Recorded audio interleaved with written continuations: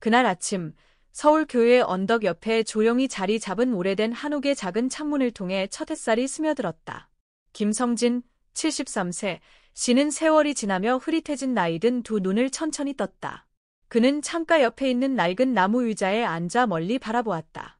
그곳에는 흰 매화 꽃잎이 산들바람에 살랑거리고 있었다. 이 한옥은 그가 평생의 절반 이상을 살아온 곳이었다. 집 안의 작은 구석구석마다 그가 겪은 행복했던 세월과 고통의 흔적이 남아 있었다. 소박한 나무 벽에는 누렇게 바랜 가족 사진이 걸려 있었고 사진 속에는 고인이 된 아내 한미숙 씨와 그의 아들 김준호의 모습이 담겨 있었다. 그는 옆에 놓인 낡은 가야금을 살며시 만지며 한미숙 씨가 함께했던 시절에 남은 기억을 되찾으려는 듯했다. 그녀의 부드러운 목소리가 아직도 귓가에 울리는 것 같았다. 성진 씨, 준호를 잘 돌봐주세요. 아무리 힘들어도요. 그는 깊은 한숨을 내쉬며 눈빛에는 슬픔과 자부심이 섞인 감정이 비쳤다. 평생 그는 아들을 위해 힘겹게 일해왔다. 손수레를 끌고 다니며 일을 하고 가전제품을 수리하며 결국 아파트 경비원이 되기까지 쉬지 않고 일했다. 그 모든 것은 오직 준호가 더 나은 삶을 살 수 있도록 하기 위해서였다. 평화로운 아침, 김성진 씨는 한옥집 대문 앞에 서서 나무 문을 닫기 전에 다시 한번 집을 바라보았다. 그는 여소한 체구에 약간 굽은 어깨를 가지고 있었지만 그의 눈빛에는 희망과 약간의 걱정이 뒤섞인 빛이 어렸다.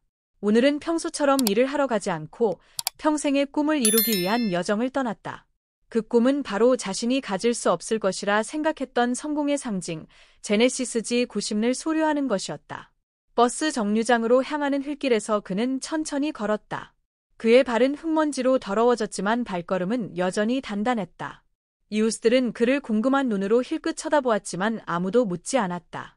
그들은 김성진 씨가 조용하고 소박하며 자신에 대해 자주 말하지 않는 사람임을 알고 있었다. 버스 정류장에 도착한 그는 이마에 맺힌 땀방울을 살짝 닦았다. 버스가 도착하자 그는 차에 올라 동전 몇 개를 운전사에게 건넸다. 운전사는 그의 단정하지만 소박한 옷차림과 그가 가는 길인 화려한 강남을 떠올리며 약간 놀란 듯 보였다. 어르신, 어디로 가시나요? 운전사가 호기심 어린 목소리로 물었다. 강남, 그가 짧게 대답하며 창밖을 바라보았다. 거긴 모든 게 비싸잖아요. 이 동네에서 강남으로 쇼핑 가는 분은 거의 못 봤어요. 그는 미소를 지으며 차분한 목소리로 답했다. 돈으로만 살 수 없는 것도 있습니다. 그것을 위해 평생을 준비했지요. 오늘은 저 자신에게 기회를 주는 날입니다. 버스는 북적이는 거리를 지나 그를 조용한 외곽에서 화려한 서울 중심부로 데려갔다. 고층 빌딩들이 햇빛에 반짝이는 다이아몬드처럼 창문 너머로 모습을 드러냈다. 그는 창밖을 바라보며 낯설지만 압도당하지 않았다. 그는 이 고급 아파트 단지에서 부유한 사람들을 섬겼던 기억이 떠올랐다. 그러나 오늘은 더 이상 그들의 삶 밖에 서 있는 사람이 아니었다. 버스에서 내린 그는 강남 거리로 들어섰다. 거리에는 세련된 옷을 입고 명품 쇼핑백을 든 사람들이 바삐 지나갔다. 그는 스스로가 어색하다고 느꼈지만 발걸음을 멈추지 않았다. 제네시스 쇼룸까지 몇백 미터 남겨둔 채 갑작스러운 비가 쏟아졌다. 그는 낡은 천모자를 써서 머리를 가리려 했지만 옷은 이미 젖어 있었다. 한 건물의 처마 밑에 멈춰선 그는 떨리는 다리를 부여잡았다. 지나가던 젊은이가 그를 흘끗 쳐다보고 고개를 저으며 말했다. 이 노인은 왜 여기까지 왔지? 도무지 어울리지 않네. 그 말은 그의 가슴을 찌르는 듯 아팠지만 그는 미소를 지었다. 마음속으로 스스로를 다독였다. 성진아, 이건 그저 작은 시련일 뿐이야. 평생을 경멸의 눈빛 속에서 살아왔는데 오늘이 처음도 아니잖아. 비가 잦아들자 그는 다시 길을 나섰다. 마침내 제네시스 쇼룸이 그의 눈앞에 나타났다. 유리로 된 현대적인 건물이 고급스러운 거리 한가운데서 빛났다. 자동문 앞에서 몇 초간 멈춰선 그는 젖은 낡은 재킷을 정돈하며 문을 열었다. 그의 눈에는 결의가 담겨 있었다. 아무도 그를 막을 수 없었다. 그는 쇼룸 안으로 들어섰다. 대리석 바닥이 빛나고 정교한 조명 아래 화려한 차들이 전시되어 있었다. 검은 양복을 입은 직원들은 고객을 응대하며 전문성과 품격을 자랑했다. 하지만 이곳에서 낡은 옷을 입고 낡은 구두를 신은 그의 모습은 더욱더 어색해 보였다. 한 젊은 여성 직원, 채나영이 그를 보았다. 그녀는 살짝 찌푸린 얼굴로 그에게 다가갔다. 그녀의 미소는 전문적이었지만 눈빛은 평가하는 듯했다. 안녕하세요. 도와드릴 일이 있으신가요? 제네시스 G90 모델을 보고 싶습니다. 그가 침착하고 확신에 찬 목소리로 말했다. 나영은 잠시 주저했다. 그녀는 그의 젖은 옷과 낡은 신발을 보고 다시 한번 고급스러운 차를 바라보았다. 그 남자는 잠재 고객처럼 보이지 않았다. 저희 최고급 모델인데 시작 가격이 1억 8천만 원입니다. 그녀는 숨은 의미를 담아 말했다. 그는 고개를 끄덕이며 눈빛은 흔들리지 않았다. 알고 있습니다. 오늘을 위해 평생을 준비해왔습니다. 그의 대답에 나영은 잠시 멈칫했지만 여전히 예의를 지켰다. 그렇다면 간단한 재정 정보를 확인해야 합니다. 실제 구매 의사가 있으신지 확인하기 위해서요. 그녀의 말과 눈빛은 그의 자존심을 건드렸다. 하지만 그는 흔들리지 않았다. 그는 천천히 주머니에서 낡은 저축 통장을 꺼내들며 말했다. 이게 제가 가진 전부입니다. 이 차를 사기 위해 평생 모은 것입니다. 나영은 얕은 미소를 지었지만 아무 말도 하지 않았다. 그녀의 눈에는 여전히 의심이 가득했다. 하지만 김성진 씨는 똑바로 서서 그가 평생 꿈꾸던 제네시스 G90 모델을 향해 시선을 고정했다. 미수가, 오늘은 너와의 약속을 지키는 날이야. 그는 마음속으로 속삭이며 반짝이는 공간 속으로 한 걸음 더 내디뎠다. 김성진 씨는 미드나잇 블루 색상의 제네시스 G90 앞에서 조용히 서 있었다. 세련된 조명이 반짝이는 차체에 비추며 마치 예술 작품과도 같은 모습이었다. 그 순간 그는 과거의 기억들이 몰려오는 것을 막을 수 없었다. 힘들었던 날들, 그리고 오늘에 이르기까지 그가 견뎌낸 조용한 희생들. 그는 조심스럽게 손을 뻗어 차체를 만져보았다. 그러나 평생의 노동으로 굳은 살이 박이고 거칠어진 그의 손이 망설이게 만들었다. 이 손으로 이런 고급스러운 물건을 만져도 될 자격이 있을까? 그는 스스로에게 물으며 잠시 불안감이 눈에 스쳤다. 그의 눈이 흐려졌던 것은 노화된 시력 때문이 아니라 그를 과거로 이끄는 기억의 흐름 때문이었다. 가난했던 어린 시절, 60여 년 전 파주의 산자락에 위치한 작은 마을에서 성진 씨는 여인 소년이었다. 늘 맨발로 진흙길을 뛰어다니곤 했고 그의 가족은 너무 가난하여 겨울에 신을 신발조차 살 여유가 없었다. 부모님은 농사일을 하며 척박한 논밭에서 허리를 굽혀가며 일했지만 식사는 묽은 죽과 절인 김치뿐이었다. 성진아, 너 먹을 것 다 먹어. 엄마 아빠는 괜찮으니까. 어머니는 늘 이렇게 말하며 붉어진 눈으로 자식을 바라보았다. 엄마, 나 배불러요. 밭에서 이미 먹었어요. 성진이는 배고픈 배를 부여잡고 거짓말을 하곤 했다. 비 오는 날 아버지가 논에서 모내기를 할 때면 성진이는 산에서 땔감을 주워왔다. 그의 작고 여린 손은 긁히고 피가 나곤 했지만 울지 않았다. 가족이 너무 가난했기에 고깃국을 먹는 것은 사치에 불과했다. 성인이 되어 성진 씨에게 남은 유일한 희망은 서울로 떠나 새로운 삶을 시작하는 것이었다. 사람들이 기회의 땅이라 불렀던 그곳으로. 서울에서의 생존기. 서울에 도착했을 때 성진 씨는 그 기회의 땅이 자신이 상상했던 것보다 훨씬 더 가혹하다는 것을 깨달았다. 돈도 학벌도 없었던 그는 무에서 시작해야 했다. 그의 첫 번째 일은 짐수레를 끄는 일이었다. 자신의 몸보다 더 무거운 짐을 싣고 한강 다리를 건널 때마다 다리가 부러질 것 같았지만 그는 항상 앞만 바라보았다. 미숙 씨, 내가 반드시 우리에게 더 나은 삶을 만들어줄 거요. 그는 좁디좁은 10평 남짓한 방에서 아내에게 이렇게 말했다. 준호가 태어난 후 그는 더욱 노력해야 한다는 것을 깨달았다. 그는 가전제품 수리 일을 병행하다가 고급 아파트의 경비원이 되었다. 매일 뜨거운 태양 아래나 한국의 칼바람 속에서도 그는 쉼없이 일했다. 성진 씨, 왜 손이 이렇게 갈라졌어요? 아내 미숙 씨가 손에 약을 발라주며 묻곤 했다. 그냥 기름때 좀 묻은 거요. 걱정하지 마. 그러나 그의 마음속에서는 아들이 자신처럼 경멸의 눈길을 받지 않도록 모든 것을 희생하고 있었다. 세상의 차가운 시선. 그는 아파트 주민들의 차가운 시선을 잊을 수 없었다. 어느 날 비싼 정장을 입은 중년 남자가 그를 크게 나무랐다. 단지 문을 제때 열지 못했다는 이유로. 일도 제대로 못하십니까? 경비원이 이 정도도 못하다니. 그는 고개를 숙이고 사과하며 한마디 변명조차 하지 않았다. 그 말들이 칼날처럼 그의 마음을 찔렀지만 그는 고통을 묵묵히 삼켰다. 또한 허름한 외모 때문에 가게에서 쫓겨난 적도 있었다. 하지만 그는 화를 내는 대신 조용히 돌아서며 아들이 같은 일을 겪지 않도록 더 열심히 노력해야겠다고 다짐했다. 희망과 준호의 성공. 그의 오랜 희생은 결국 결실을 맺었다. 준호가 명문대학에 합격했을 때 아들은 환한 웃음으로 합격 통지서를 들고 집으로 달려왔다. 아버지, 해냈어요. 그날 힘든 하루를 마치고 돌아온 성진 씨는 밝게 웃으며 아들의 머리를 쓰다듬었다. 준호야, 넌 아버지를 자랑스럽게 만들었다.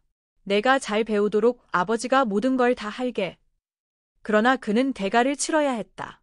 경비실의 차가운 방에서 그는 학비를 위해 하얀 쌀밥과 김치로만 끼니를 해결하며 고통을 견뎠다. 현재로의 회귀. 쇼룸 제네시스의 화려한 공간 속에서 김성진 씨는 제네시스 G90 앞에 조용히 서 있었습니다. 그의 눈에는 감탄과 결심이 어리어 있었지만 주변의 시선들이 자신을 향하고 있음을 느끼지 않을 수 없었습니다. 몇몇 직원들은 슬쩍 그를 힐끗 보며 유심스러운 눈빛을 교환했습니다. 마치 이 화려한 공간 속에서 그의 존재가 어울리지 않는다는 듯 말입니다. 쇼룸의 젊은 직원인 최나영 씨가 다시 그의 곁으로 다가왔습니다. 그녀는 여전히 프로페셔널한 태도를 유지했지만 말투에서는 어쩔 수 없는 조심스러움이 묻어났습니다. 손님, 이 차량은 제네시스의 최고급 모델로 시작 가격이 1억 8천만 원입니다. 저희는 보통 특정 요청이 있거나 예약을 하신 고객님께 서비스를 제공하고 있습니다. 김성진 씨는 고개를 끄덕이며 차분하게 대답했습니다. 그 가격 알고 있습니다. 오늘을 위해 준비했습니다. 그의 대답에 나영 씨는 잠시 놀란 표정을 지었지만 그의 검소한 옷차림과 달아해진 구두의 시선이 멈췄습니다. 그녀는 살짝 미소를 지었지만 그 미소에는 약간의 차가움이 섞여 있었습니다. 손님, 진지하게 구매를 고려하고 계시다면 저희가 몇 가지 금융 정보를 확인해야 합니다. 이는 고객님께 최상의 경험을 제공하기 위한 규정입니다. 이 말은 예에 있었지만 그의 자존심을 찌르는 칼날 같았습니다. 그는 평생 동안 경멸의 눈빛과 냉소적인 말을 겪어왔지만 이 화려한 공간에서는 그러한 감정이 더욱 선명하게 다가왔습니다. 그는 조용히 주머니에서 낡은 예금 통장을 꺼내 그녀 앞에 내밀었습니다. 이건 제가 평생 모은 돈입니다. 이 차를 사기에 충분하며 저는 여기서 누구의 시간을 낭비하려고 온 것이 아닙니다. 나영 씨는 예금 통장을 보고 잠시 멈칫했습니다. 그녀는 그것을 열어보지 않고 한 걸음 뒤로 물러섰고 눈에는 의구심이 어렸습니다. 그녀는 여전히 예의를 지키려고 했지만 목소리는 점점 차가워졌습니다. 손님, 이 경우를 검토하기 위해 저희 매니저를 불러오겠습니다. 그녀는 떠났고 그는 쇼룸의 넓은 공간 한가운데 홀로 남았습니다. 몇몇 직원들이 그를 힐끗 보며 서로 낮은 목소리로 속삭였습니다. 그는 이 공간에서 느껴지는 거리감을 명확히 인식했습니다. 이곳은 부유하고 권력 있는 사람들을 위해 설계된 공간이지만 겉모습만으로 자신을 밀어내는 공간이기도 했습니다. 그 자리에 서 있는 동안 과거의 기억이 떠올랐습니다. 그는 첫 번째 직장을 구하러 갔을 때 낡은 옷과 신발 때문에 거절당했던 순간을 기억했습니다.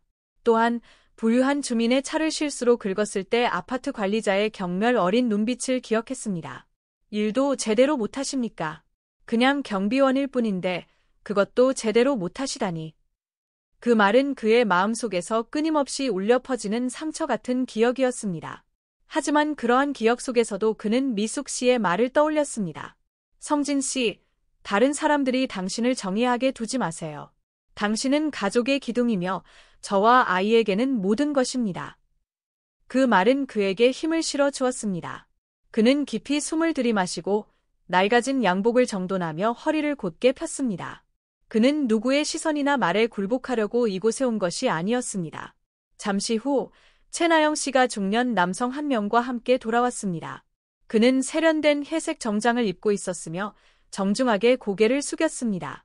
손님, 저는 이 쇼룸의 매니저 이종욱입니다. 제네시스 G90 차량에 대해 관심이 있으시다고 들었습니다. 김성진 씨는 고개를 끄덕이며 흔들림 없는 눈빛으로 대답했습니다.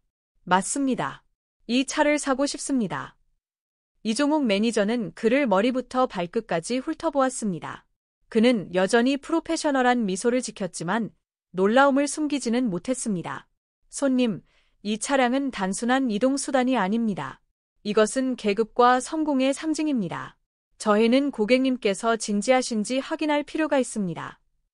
김성진 씨는 이종욱 매니저의 눈을 똑바로 바라보며 부드럽지만 단호한 목소리로 말했습니다. 평생 동안 저는 쉬지 않고 일하며 아들을 훌륭히 키워냈습니다. 저는 누구에게 무언가를 증명하려고 이곳에 온 것이 아닙니다. 제 인생의 마지막 꿈을 이루기 위해 왔습니다. 그의 차분하면서도 굳은 결의가 담긴 말에 이종욱 매니저는 잠시 당황한 듯했습니다. 그러나 그가 말을 이어가기도 전에 쇼룸 문이 열렸습니다. 김성진 씨의 아들 김준호가 완벽하게 재단된 검은 정장을 입고 위험 있는 모습으로 들어왔습니다. 그의 눈길이 방을 휙 둘러보고 아버지에게 멈췄습니다. 그는 아버지의 눈빛에 담긴 어색함과 주변 사람들의 태도에 담긴 불친절함을 금방 알아챘습니다. 아버지, 무슨 일이 있었습니까? 별일 아니다. 그냥 작은 오해일 뿐이다. 아버지의 대답에 준호는 쉽게 납득하지 못한 듯 보였습니다. 그는 이종욱 매니저를 향해 냉정한 눈빛으로 말했습니다. 이분은 제 아버지십니다. 아버지께서 차를 구매하러 오셨는데 고객으로서 환영받지 못한 듯합니다. 겉모습 때문에 그런 겁니까? 제네시스 쇼룸의 분위기는 주변 사람들이 숨을 죽일 정도로 긴장감이 감돌았다. 반짝이는 조명은 고급스러운 차체를 비추고 있었지만 김씨 부자와 쇼룸 직원들 사이의 분위기는 심각함으로 가득 차 있었다. 준호는 이종욱 매니저와 마주서서 결연한 눈빛으로 단호한 목소리를 내뱉었다. 이 매니저님, 제 아버지처럼 재정적으로 충분한 능력과 명확한 유사를 가진 분이 이런 대우를 받아야 하는지 설명해 주시겠습니까? 고객을 외모로 판단하십니까? 이종욱은 고개를 숙이며 침착함을 유지하려 했었다. 준호님, 불편을 끼쳐드려 정말 죄송합니다. 고객 응대 절차에서 오해가 있었던 것 같습니다. 즉시 해결하겠습니다. 그러나 준호는 물러서지 않았다. 오해요. 제가 여기 없었다면 사과라도 했을까요? 제 아버지가 고객으로 대우받기는커녕 그저 옷차림이 기준에 맞지 않는다는 이유로 무시당했겠죠. 준호의 말은 강렬하게 울려 퍼지며 쇼룸 전체를 침묵 속으로 몰아넣었다. 몇몇 고객과 직원들이 김씨 부자를 쑥스러운 눈길로 바라보았다. 김씨는 말없이 자신의 아들이 자신을 대신해 목소리를 내는 모습을 지켜보고 있었다.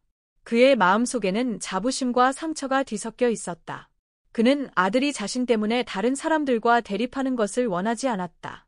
김씨는 준호의 어깨에 가볍게 손을 올리고 조용하지만 깊은 감정을 담은 목소리로 말했다. 준호야, 그만하자. 나는 일을 크게 만들고 싶지 않다. 나는 사람들이 외모로 나를 판단하는 것에 익숙해졌단다. 우리 그냥 가자. 이 차는 필요 없다. 그의 말은 준호의 가슴을 아프게 했다. 그는 아버지를 바라보며 따뜻하지만 후회로 가득 찬 눈빛을 보였다. 아버지, 저는 아버지가 이런 대우를 받는 것을 용납할 수 없습니다. 아버지는 이런 일을 겪으실 필요가 없어요. 김씨는 고개를 천천히 저으며 인생의 어려움을 대하던 평온한 눈빛으로 말했다. 얘야, 나는 여기서 누구의 인정을 받기 위해 온 것이 아니란다. 나는 내 꿈을 위해 왔다. 그들이 나를 존중하지 않는다면 이 차는 더 이상 의미가 없지. 김씨의 말은 준호뿐만 아니라 이종욱과 직원들 모두를 죄책감에 빠뜨렸다. 이종욱은 고개를 더 깊이 숙이며 진심 어린 목소리로 말했다. 김 선생님, 이번 일로 심려를 끼쳐드려 정말 죄송합니다. 저희가 선생님의 진정한 가치를 알아보지 못한 것이 저희의 잘못입니다. 잘못을 바로잡기 위해 최선을 다하겠습니다. 준호는 매니저를 향해 목소리를 조금 가라앉히며 그러나 여전히 단호하게 말했다. 이번 일을 교훈으로 삼으시길 바랍니다. 사람을 외모만으로 판단하지 마세요.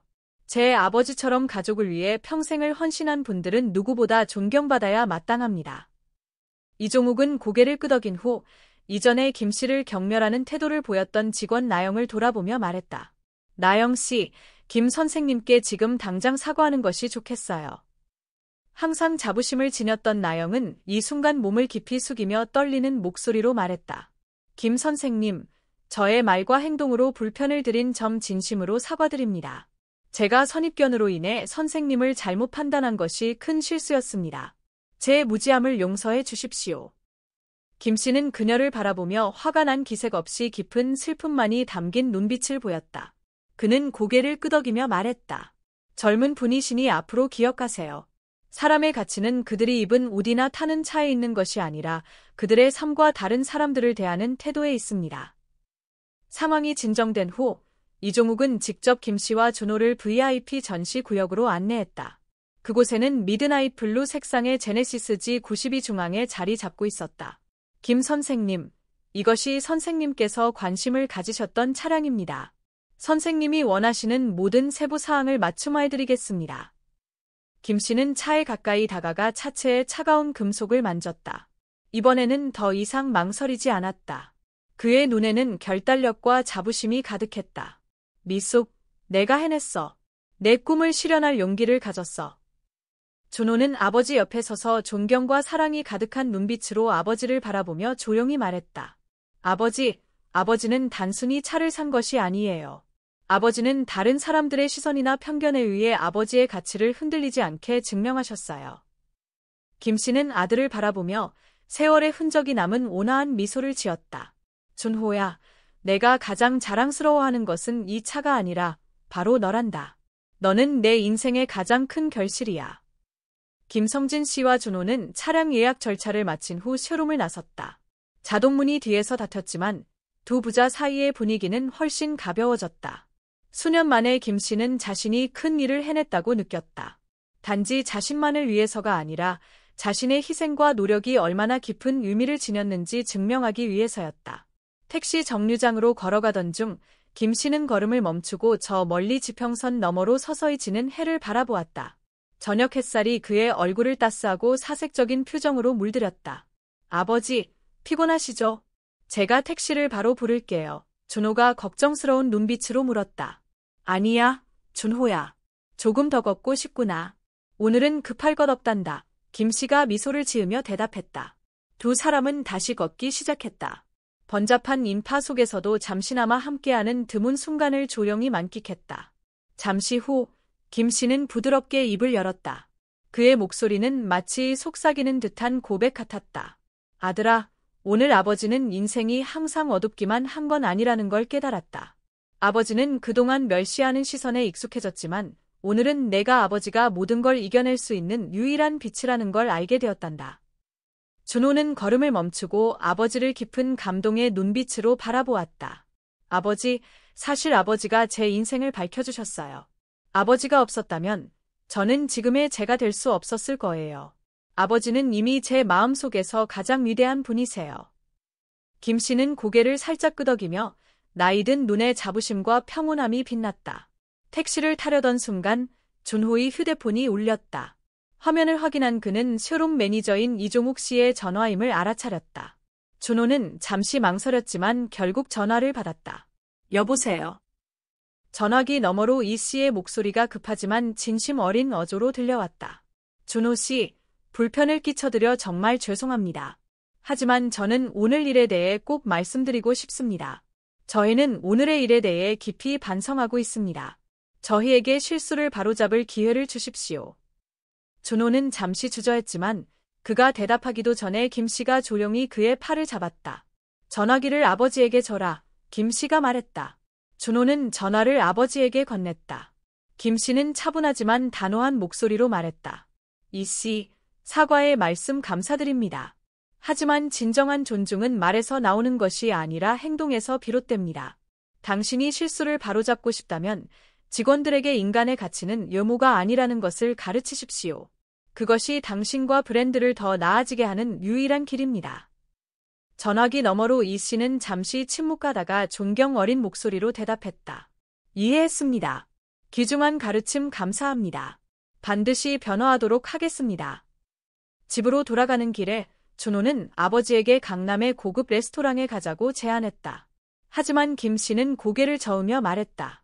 아들아, 아버지는 집 근처 작은 식당의 김치찌개가 더 좋다. 비싼 음식보다 훨씬 따뜻하게 느껴지거든. 두 사람은 작은 식당에 앉아 은은한 노란 불빛 아래 전통 음식의 향기가 가득한 공간에서 저녁을 함께했다. 김 씨는 음식을 먹으며 천천히 말했다. 준호야, 오늘 아버지는 평생 꿈도 꾸지 못했던 일을 했다. 하지만 내가 꼭 기억했으면 하는 게 있다. 부유함은 내가 소유한 것에 있지 않고 내가 사는 방식에 있단다. 항상 겸손하고 감사하며 살아라. 준호는 조용히 고개를 끄덕이며 그의 눈빛에는 아버지에 대한 깊은 존경이 담겨 있었다. 아버지, 제가 약속할게요. 아버지께서 가르쳐 주신 대로 살겠습니다. 그리고 아버지께도 알려드리고 싶어요. 제가 어떤 꿈을 꾸든 항상 아버지 곁에 있을 겁니다. 저녁 식사 후 집에 돌아온 두 사람은 현관 앞에 섰다. 준호는 자신의 차 트렁크를 열고 작은 나무 상자를 꺼내 아버지에게 건넸다. 그는 부드러운 미소를 지으며 말했다. 아버지, 이 선물은 오래전부터 준비한 거예요. 하지만 오늘이 가장 적절한 날인 것 같아요. 김 씨는 상자를 열었다. 그 안에는 고전적인 디자인의 손목시계가 들어 있었다. 시계 앞면에는 그의 이름이 새겨져 있었고 뒷면에는 최고의 아버지 당신을 자랑스럽게 여깁니다. 라는 문구가 적혀 있었다. 김 씨는 시계를 바라보며 주름진 손이 살짝 떨렸다. 준호야, 이런 건 필요 없단다. 내가 잘 살아가는 것만으로도 아버지는 충분히 행복하단다. 아버지, 이건 아버지를 화려하게 만들려는 게 아니에요. 이건 아버지께서 저를 위해 보낸 시간을 상징하는 거예요. 이제 남은 시간은 아버지를 위해 쓰셨으면 좋겠어요. 김 씨는 살며시 미소 지으며 깊은 감동으로 가득 찬 눈빛을 보였다. 아들아, 아버지는 이미 가치 있는 삶을 살았다. 그리고 그 모든 좋은 일들의 이유는 바로 너란다. 다음 아침, 부드러운 햇살이 김성진 씨의 한옥집 작은 창문을 통해 들어왔다. 정원 밖 나무 가지에서 울리는 새들의 지저귐은 평화로운 하루의 시작을 알렸다. 김 씨는 평소처럼 일찍 일어났지만 오늘은 뭔가 다르게 느껴졌다. 이전에는 느껴보지 못한 가벼움과 자유로움이 그의 마음을 가득 채웠다. 김 씨는 익숙한 가야금 옆에 앉아 손가락으로 현을 살짝 어루만졌다. 부드러운 선율이 울려 퍼지며 작은 방을 가득 채웠다. 그의 시선은 오래된 가족 사진 위에 멈췄다. 사진 속 미숙 씨의 따뜻한 미소는 그에게 새로운 힘을 불어넣는 듯했다. 깊은 생각에 잠겨있던 중 문을 두드리는 소리가 들렸다. 문을 열자 그의 아들 준호가 환한 미소를 지으며 서 있었다. 아버지, 오늘은 회사에 휴가를 내고 아버지를 만나러 왔어요. 특별한 계획이 있습니다. 갑작스러운 계획이구나. 무슨 계획인데 미리 말 안 했니? 김 씨는 미소를 띠며 놀란 눈으로 물었다. 준호는 집으로 들어와 작은 가방을 식탁 위에 올려놓았다. 가방 안에는 새 양복 한 벌과 빛나는 구두, 그리고 넥타이가 들어있었다. 아버지, 오늘은 이 옷을 입으세요. 아버지를 어디에 모시고 가고 싶은데 그곳에서는 아버지가 다른 사람의 시선을 견디는 사람이 아니라 삶의 모든 어려움을 극복한 자랑스러운 분으로 대우받으셔야 해요. 김 씨는 감동했지만 동시에 망설이며 말했다. 아들아, 나는 이런 게 필요 없다. 나는 소박하게 사는 데 익숙해. 그러나 준호는 고개를 저으며 아버지의 손을 잡았다. 아버지, 이것은 단지 아버지를 위한 것이 아닙니다. 이것은 아버지가 나를 위해 해주신 모든 것에 대한 감사의 표현이에요. 이번만큼은 제 말을 믿어주세요. 잠시 고민하던 김 씨는 결국 고개를 끄덕였다. 방으로 들어가 양복으로 갈아입으며 약간 떨리는 손으로 단추를 하나씩 잠갔다. 거울 속 자신을 보며 그는 깜짝 놀랐다. 낡은 옷에 익숙했던 자신이 이제는 품격 있고 우아한 모습을 하고 있었다. 준호는 아버지를 집 밖으로 안내했다. 문 앞에는 새로 나온 제네시스 G90 차량이 대기하고 있었다. 이미 차가 자신의 것이라는 사실을 알고 있었지만 김 씨는 대낮 햇살 아래 처음 보는 이 차의 모습에 놀라움을 감추지 못했다. 아버지, 이 차는 단지 아버지의 것이 아닙니다. 이것은 아버지가 겪어온 모든 것을 상징하는 것입니다. 오늘은 제가 운전하고 아버지는 즐기시기만 하면 됩니다. 준호는 문을 열며 말했다. 김 씨는 차에 앉았다. 고급 가죽의 부드러운 촉감에 잠시 마음이 찡했다. 평생 동안 그는 부유한 사람들을 위해 일하며 이런 호화로운 차들을 닦았지만 오늘에서야 그 차이를 몸소 느끼고 있었다. 미숙 씨, 당신이 보고 있나요? 오늘 나는 우리가 멀리서 바라보기만 했던 차에 앉아 있습니다. 그는 눈가가 약간 촉촉해지며 속으로 말했다. 차는 나무 그늘이 드리워진 길을 따라 부드럽게 달렸고 김 씨 부자는 서울 중심부의 고층 빌딩 옥상에 있는 고급 레스토랑에 도착했다. 화려한 조명과 정성스럽게 꾸며진 식탁들로 가득한 공간에 발을 들이며 김 씨는 잠시 어색해했다. 준호야, 나는 이런 곳에 어울리지 않는다. 우리 그냥 김치찌개 먹으러 가자. 김 씨는 머뭇거리며 말했다. 준호는 미소를 지으며 부드럽게 대답했다. 아버지, 오늘은 아버지의 특별한 날입니다. 여기에서 아버지를 기다리는 사람이 있어요. 김 씨는 놀랐지만 더 묻지 않았다. 미리 예약된 개인 룸에 들어서자 그는 순간 멈칫했다. 그곳에는 제네시스 쇼룸의 이종욱 매니저와 몇몇 직원들, 그리고 전에 만났던 나영 씨가 있었다. 김 선생님, 진심으로 사과드립니다. 오늘 우리는 단지 사과를 드리기 위해 온 것이 아니라 선생님께서 가르쳐 주신 소중한 교훈에 대해 감사를 전하기 위해 왔습니다. 이종욱 매니저가 깊이 고개를 숙이며 말했다. 이전에 김 씨를 무시했던 나영 씨도 눈시울이 붉어진 채 앞으로 나왔다. 선생님, 제가 잘못했습니다. 잘못된 편견으로 선생님께 상처를 드렸습니다. 선생님 덕분에 저는 사람의 진정한 가치는 외모나 재산이 아니라는 것을 깨달았습니다. 제 무지를 용서해 주세요. 김 씨는 온화하지만 단호한 눈빛으로 그들을 바라보며 말했다. 나는 너희들을 미워하지 않는다. 하지만 앞으로는 사람을 외모가 아닌 진심과 존중으로 보길 바란다. 그의 말에 모두가 머리를 숙였다. 그들의 마음속에는 단순한 존경을 넘어 깊은 깨달음이 자리 잡고 있었다. 식당에서의 특별한 만남을 마친 후 김성진 씨와 준호는 집으로 돌아갔다. 익숙한 길을 따라 작은 한옥 집으로 가는 동안 가로등 불빛이 두 부자의 그림자를 길고 고요하게 비추고 있었다.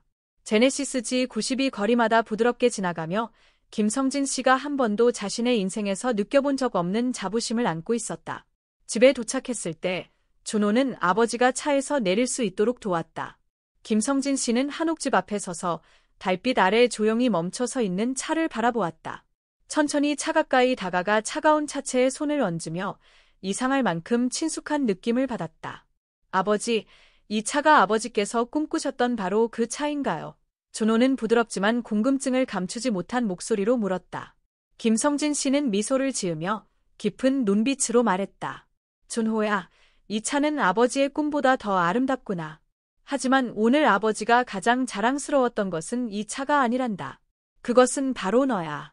그리고 내가 아버지를 항상 지켜주고 아버지를 위해 서주는 모습이란다. 준호는 잠시 말을 잃고 존경과 사랑이 가득 담긴 눈빛으로 아버지를 바라보았다.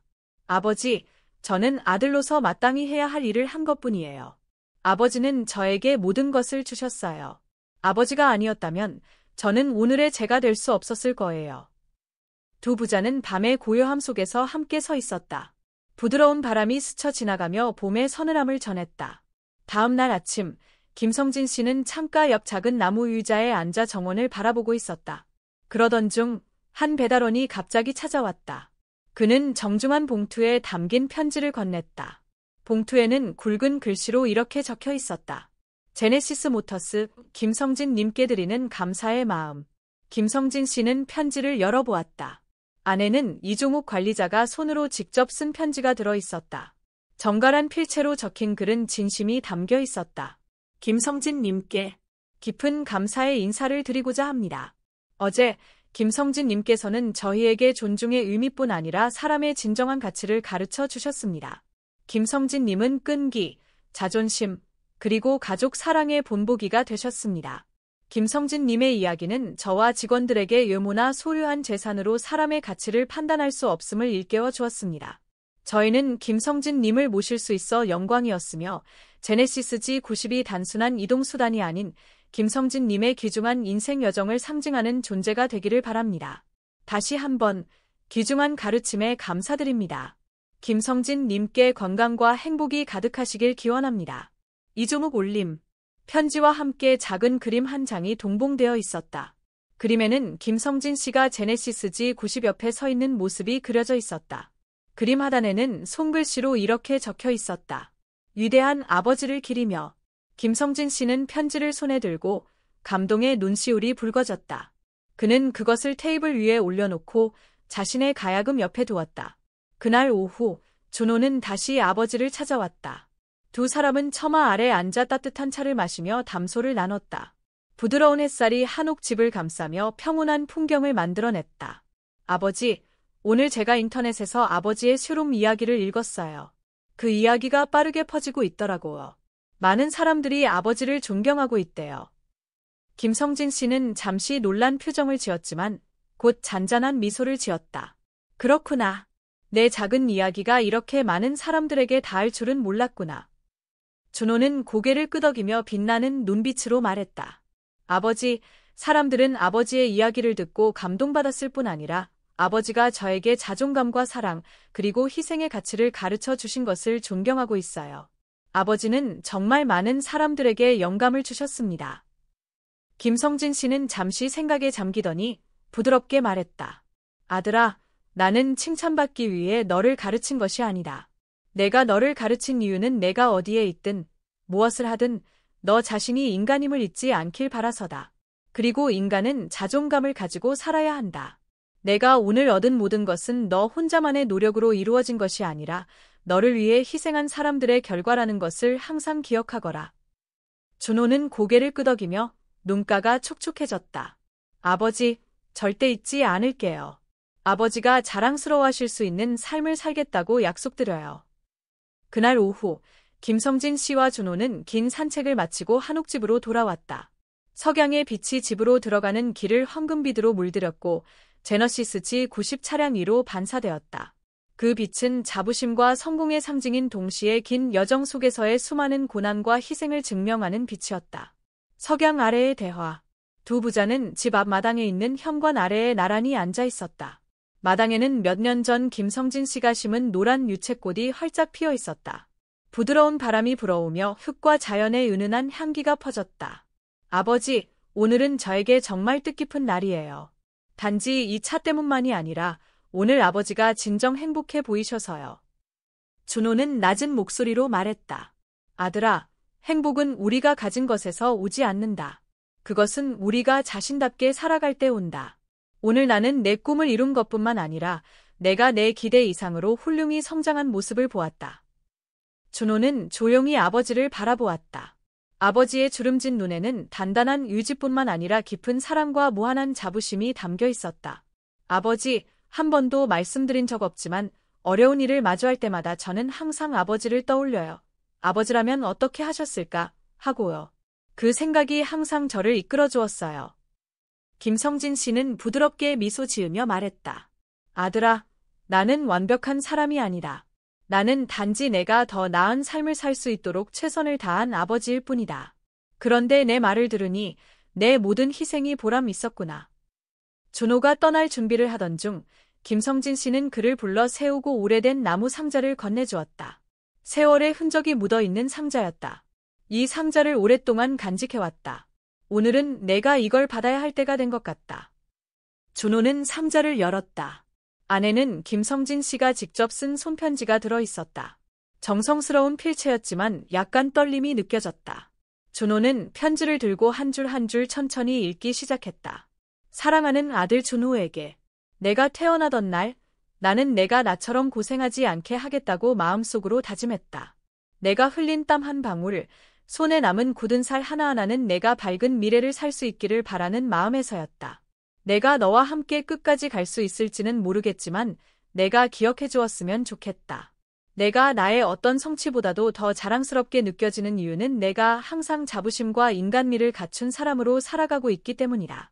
언젠가 힘들고 지칠 때 이 편지를 읽고 내가 항상 너를 응원하고 있음을 기억해 주길 바란다. 사랑을 담아. 내 아버지가. 준호는 편지를 다 읽고 손을 약간 떨며 아버지를 바라보았다. 그의 눈은 붉게 물들어 있었다. 아버지, 뭐라고 해야 할지 모르겠어요. 아버지는 항상 저를 생각하고 배려하셨지만 이런 마음까지 편지로 남겨주실 줄은 몰랐어요. 김성진 씨는 아들의 어깨를 다정하게 감싸며 말했다. 내가 바쁘게 살아가며 깊이 생각할 시간이 없을지도 모른다고 생각했다. 하지만 내가 어디에 있든 무엇을 하든 나는 항상 내 곁에 있다. 내 생각 속에서도 말이다. 그날 밤, 준호는 서울로 돌아갈 준비를 하며 제너시스 G90 옆에서 잠시 멈춰 아버지를 바라보았다. 아버지, 제가 자주 내려올게요. 아버지도 건강 챙기시고 아버지께서 마땅히 누려야 할 것들을 즐기세요. 김성진 씨는 미소를 지으며 고개를 끄덕였다. 내일에 최선을 다해라. 나는 이미 충분히 행복한 삶을 살았다. 하지만 시간이 나면 꼭 내려오너라. 내가 필요해서가 아니라 내가 널 보고 싶어서다. 준호는 감정이 북받친 목소리로 대답했다. 네, 아버지. 꼭 올게요.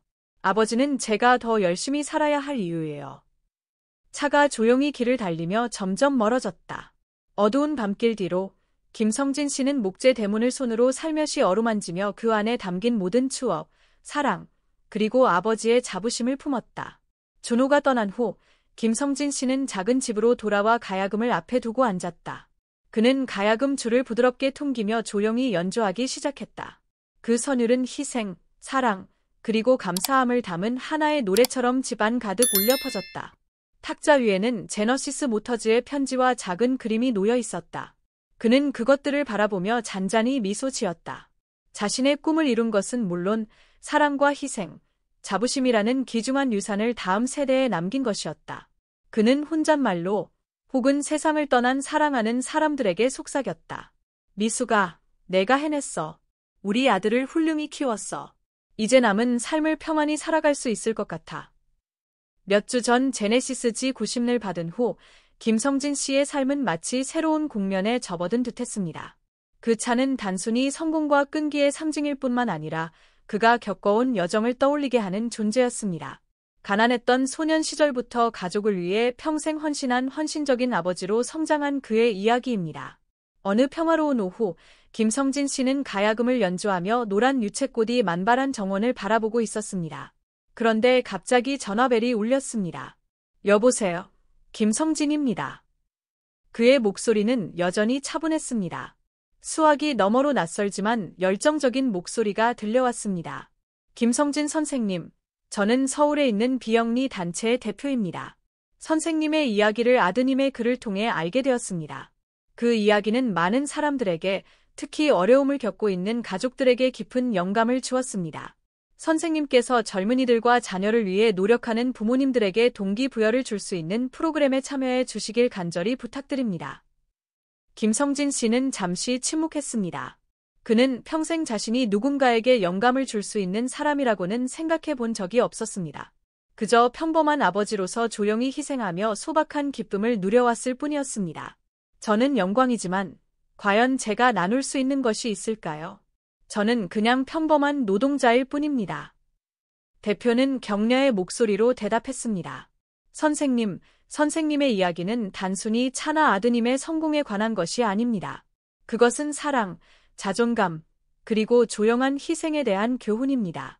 이는 오늘날 많은 사람들이 필요로 하는 것입니다. 그날 저녁, 김성진 씨는 아들 준호가 집에 왔을 때 그 제안을 이야기했습니다. 준호는 아버지를 바라보며 자부심 가득한 눈빛으로 말했습니다. 아버지, 저는 아버지가 이 일을 하셨으면 좋겠어요.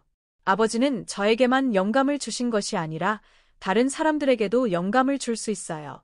그들은 아버지에게서 사랑과 끈기보다 더 고귀한 것이 없다는 것을 배울 수 있을 겁니다. 김성진 씨는 조용히 생각에 잠겼습니다. 비록 그는 남은 생을 소박하게 살고 싶었지만 자신의 이야기에 책임감을 느꼈습니다. 열린 결말, 중요한 선택, 평화로운 한옥에서의 삶을 계속할지 아니면 밖으로 나가 다른 사람들에게 영감을 줄지 고민하던 김성진 씨는 스스로와 청중들에게 질문을 던졌습니다. 저는 제 남은 삶의 고요를 즐겨야 할까요? 아니면 이 이야기를 나눠 다른 이들이 희망을 찾을 수 있도록 해야 할까요? 여러분이라면 어떻게 하시겠습니까? 현대와의 연결. 김성진 씨의 이야기는 단순히 개인적인 여정에 그치지 않습니다. 그것은 현대 사회에서 점점 잊혀져가는 깊은 인간적 가치를 반영합니다. 오늘날 삶이 바쁘고 스트레스로 가득한 시대에 우리는 가장 중요한 것이 소유물이 아니라 우리가 어떻게 살아가고 사랑하느냐는 점을 잊곤 합니다. 현대 사회에서 부모님의 사랑과 희생은 여전히 많은 가정의 기둥입니다. 김성진 씨의 이야기는 어려운 상황에서도 노력과 끈기가 항상 가치를 가져다준다는 사실을 우리에게 상기시켜 줍니다. 동시에 사람을 외모로 판단하지 말고 그들의 삶, 희생, 사랑을 통해 평가해야 한다는 강력한 메시지를 전합니다. 마무리, 청중에게 질문. 김성진 씨는 자신의 마지막 날들을 조용히 즐길 것인지 아니면 자신의 이야기를 나누어 다른 사람들에게 힘을 줄 것인지 선택하게 될까요? 그리고 여러분이라면 김성진 씨의 입장에서 어떤 선택을 하시겠습니까? 이 질문은 단순히 김성진 씨만을 위한 것이 아니라 우리 모두에게 삶에서 추구해야 할 진정한 가치에 대해 생각해 보라는 메시지입니다.